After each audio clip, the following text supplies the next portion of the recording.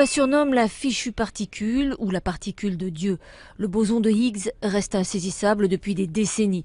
Depuis qu'en 1964, un chercheur anglais, Peter Higgs, a déduit son existence sans jamais pouvoir la prouver. Selon la théorie dite du modèle standard, le boson de Higgs serait la clé de voûte de la structure fondamentale de la matière. La matière qui nous entoure, à savoir les êtres vivants, sont composés de particules élémentaires. Cette pomme, comme toute la matière qui nous entoure, David, est constituée de petites briques qu'on appelle des molécules. Et dans la pomme, notamment, on trouve des molécules de sucre qu'on voit ici. Alors, cette molécule, elle est elle-même composée d'atomes, et notamment d'atomes de carbone.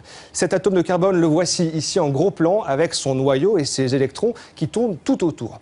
Eh bien, dans ce noyau, David, il y a encore des choses qu'on appelle des protons. À l'intérieur, on va trouver 3 quarks qui sont reliés par des gluons. Ce sont des noms un peu exotiques, certes, mais qui désignent des particules élémentaires.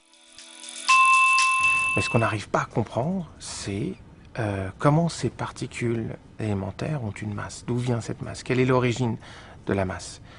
Et donc, M. Higgs, en collaboration avec M. Engler et M. Brout, ont formulé une explication possible à l'origine de cette masse, qui serait l'existence, en fait, d'un champ de Higgs, à travers lequel les particules se déplacent et acquièrent de la masse, en fait, de cette façon.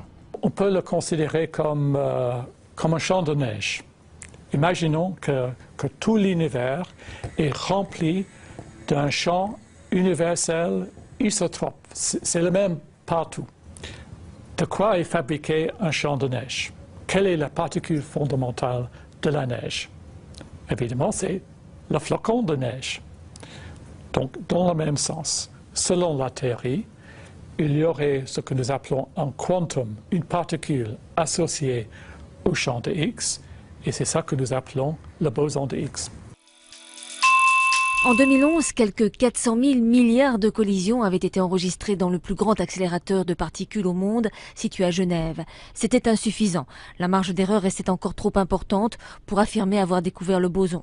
En avril 2012, l'accélérateur a repris du service et tourné à plein régime, accumulant encore plus de données. Les physiciens du monde entier retiennent leur souffle dans l'attente des résultats de ces dernières expériences. La particule de Dieu serait-elle à portée de main? Le CERN a annoncé ce matin à Genève qu'avait été découverte une nouvelle particule subatomique qui pourrait être le boson de Higgs. La particule découverte ce matin est compatible avec la théorie du boson de Higgs. Le résultat est provisoire, mais il est solide selon le Conseil européen pour la recherche nucléaire.